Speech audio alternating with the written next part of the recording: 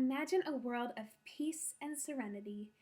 You live in a gorgeous place with lush trees and plant life surrounding you at all times. You are happy, relaxed, and loving life. And all this is because God gave it to you, and you are grateful to Him for that. There is virtually no gap between you and God other than the fact that you're human. God comes to the garden to hang out with you every day, and you look forward to every moment you get to spend with Him. But there's just one rule. It's so insignificant that it's hardly worth mentioning.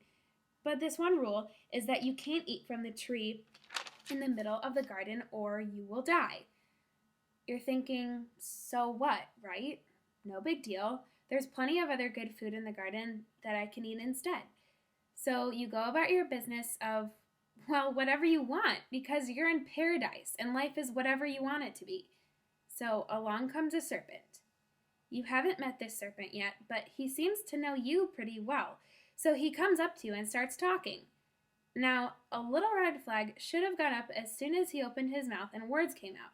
But you're new at this whole creation thing, so you don't think too much of it. Then the serpent starts to tell you about the most delicious fruit he says he found. And when you ask him where it is, he says, right in the middle of the garden. You remember there was something about that tree that God didn't like. And when you finally remember, you realize it's the exact thing this talking serpent wants you to do. Now the little red flag goes up in your memory, and you try to explain that God told you not to, but that serpent is holding up that fruit, and it glimmers in the sun like nothing you've ever seen in your short little life. And even though the serpent's arguments don't make perfect sense, you give in and sink your teeth deep into the sweetness of that fruit, and suddenly you know things. You know so much you think you might explode. You turn around and there stands your ignorant husband, and he deserves a taste of this goodness, doesn't he?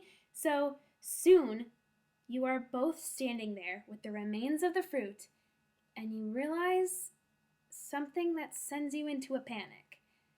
The both of you are nude. Then the gravity of the situation comes crashing down on you, and you're scared to death of what God might say. That your best friend, your creator and sustainer, might be disappointed in you. But you don't want him to see you in such a state, so you hide. But eventually, he finds you, and you have to face him in all your shame. He curses your womb, so it will be agony to give life, the thing you were created for. And your poor husband gets a different kind of labor pain. God cursed the ground, the very place your husband came from, and it will cause him great pain to work it and produce food for you and your children.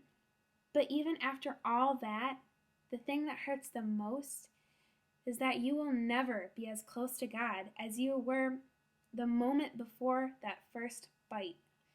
He certainly can't be your best friend anymore, and you don't know if you can even call him your friend. So you and your husband join hands and sulk out of the garden to share your tragic future together. But in your heart, you know God still loves you. You see the sadness in his eyes when he was banishing you, and you know he'll figure something out. Even if it involves personal sacrifice, he'll get you back somehow.